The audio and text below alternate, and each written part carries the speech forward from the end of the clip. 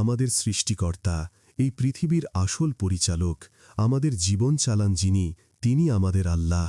পবিত্র কোরআনের দ্বিতীয় সূরা সূরাতুল বাকারাতে আল্লাহ সরাসরি জানিয়ে দিয়েছেন, আমি অবশ্যই তোমাদেরকে পরীক্ষা করব কিছুটা ভীতি, ক্ষুধা এবং জান-মাল ও ফল ফসলের মাধ্যমে, আর তুমি ধৈর্যশীলদের সুসংবাদ দাও।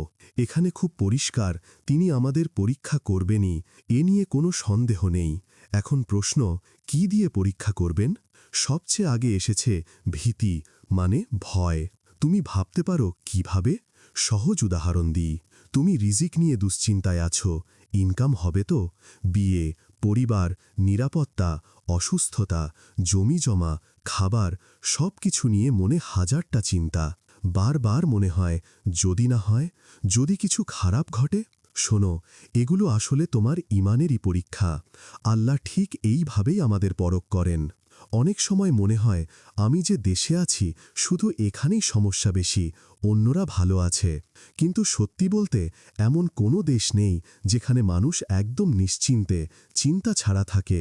বরং উন্নত দেশগুলোতেও মানুষ নানা রকম ভয় আর চ্যালেঞ্জে পড়ে। তাহলে এত ভয়, এত দুশ্চিন্তা, এসবের মানে কি?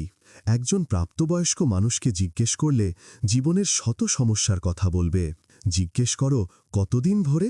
বলবে ২০-৩০ বছর ধরে এসব টেনশনে আছি। তোমাকেও যদি জিজ্ঞেস করি, হয়তো একই উত্তর পাবে, অনেক বছর ধরে টেনশনে আছি। কিন্তু একটু ভেবে দেখো, এত বছর তুমি টিকে আছো কিভাবে? সেই কঠিন সময়গুলোতে কে পাশে ছিল?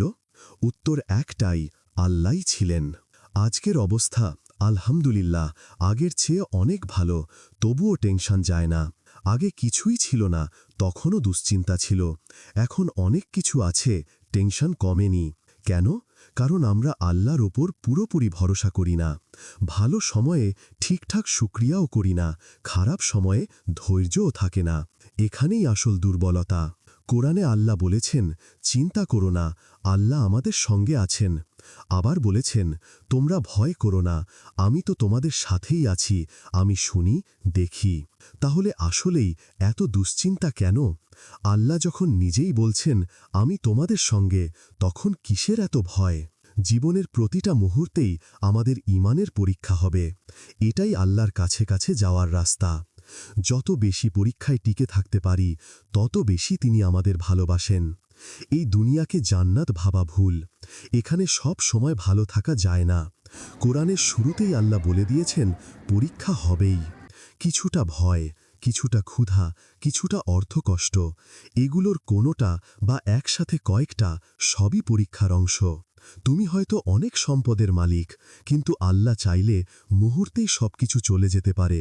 চুরি, আগুন, ভূমিকম্প, যে কোনোভাবে। তখন মনে হয়, আমার সাথেই কেন? কিন্তু আল্লাহ আগেই বলে দিয়েছেন, এটাও পরীক্ষা। অনেকে ভাবে সম্পদ বেশি মানেই আল্লাহ খুশি। সব সময় তা নয়। অনেক সময় আল্লাহ সম্পদ দিয়েও পরীক্ষা করেন, আবার তা কেড়ে নিয়েও পরীক্ষা করেন। তুমি যত কঠিন সময়ই পার করো না কেন, পৃথিবীতে তোমার চেয়েও বেশি কষ্টে থাকা মানুষ আছে। তাই আল্লাহর শুকরিয়া আদায় করো, তার উপর ভরসা রাখো, আর সামনে এগিয়ে চলো। সব শেষে আল্লাহ আমাদের সবাইকে ঈমানের পরীক্ষায় উত্তীর্ণ হওয়ার তৌফিক দিন, আমাদের নিজের কাছে ও তার কাছে প্রিয় করে তুলুন। আমিন।